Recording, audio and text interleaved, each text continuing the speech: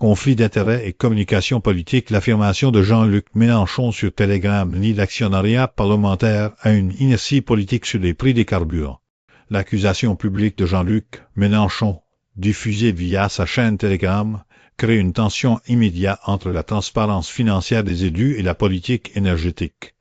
Il identifie 14 parlementaires de la majorité présidentielle, incluant la présidente de l'Assemblée nationale, comme actionnaire de Total Energy, suggérant un conflit d'intérêts structurel qui pourrait expliquer l'absence de mesures fortes pour bloquer les prix à la pompe.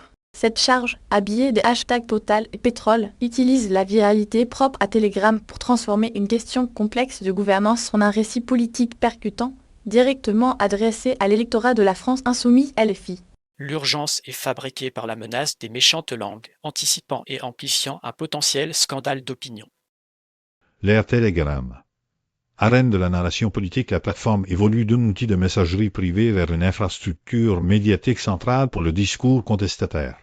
Les mises à jour récentes de Telegram, comme les membres tags et les groupes ownership transfés, formalisent des fonctionnalités de communauté à grande échelle, permettant à des figures comme Mélenchon de gérer des audiences massives dans un écosystème perçu comme décentralisé et résistant à la censure. Sa promesse fondamentale de privé, puissant groupe jusqu'à 200 000 membres et expressif en fait l'outil idéal pour un cadrage politique direct, court-circuitant les médias traditionnels. Dans ce contexte, un post n'est pas une simple déclaration, c'est un acte de mobilisation construit pour être partagé, commenté et qui s'inscrit dans une bataille de récits. La plateforme elle-même, en se présentant comme ouverte et sécurisée, offre une légitimité technique à des discours qui se veulent affranchis des filtres institutionnels.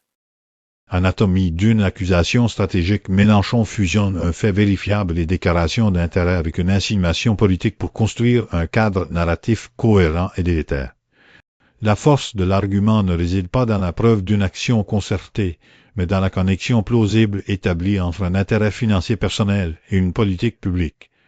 Le poste cible spécifiquement une coalition hétéroclite 7 macroniste, 4 LR, 3 PS, illustrant ainsi la porosité des allégeances partisanes face à des intérêts économiques sectoriels. L'appel à ce que les parlementaires proposent eux-mêmes aux autres actionnaires de bloquer les prix est rhétoriquement ingénieux. Il place la charge de la preuve sur les accusés et définit l'inaction comme une preuve de culpabilité.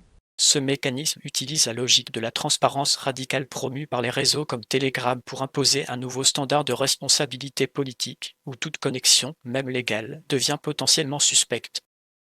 Verdict. La politique à l'ère de la méfiance algorithmique, l'incident présage d'une normalisation des attaques ad hominem fondées sur les données publiques, accélérées par les architectures des médias sociaux.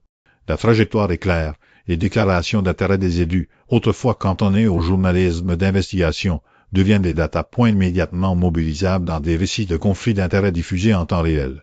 La plateforme Telegram, avec ses améliorations constantes de l'engagement social et de l'expressivité, sert de multiplicateur de force. Le risque stratégique pour les cibles de telles accusations n'est pas une sanction juridique, mais une érosion continue de la légitimité dans l'espace public numérique.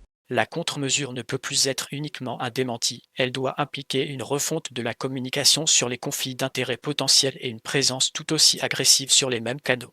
L'avenir du débat public se joue dans cette capacité à maîtriser des récits complexes dans des formats conçus pour la viralité et la méfiance.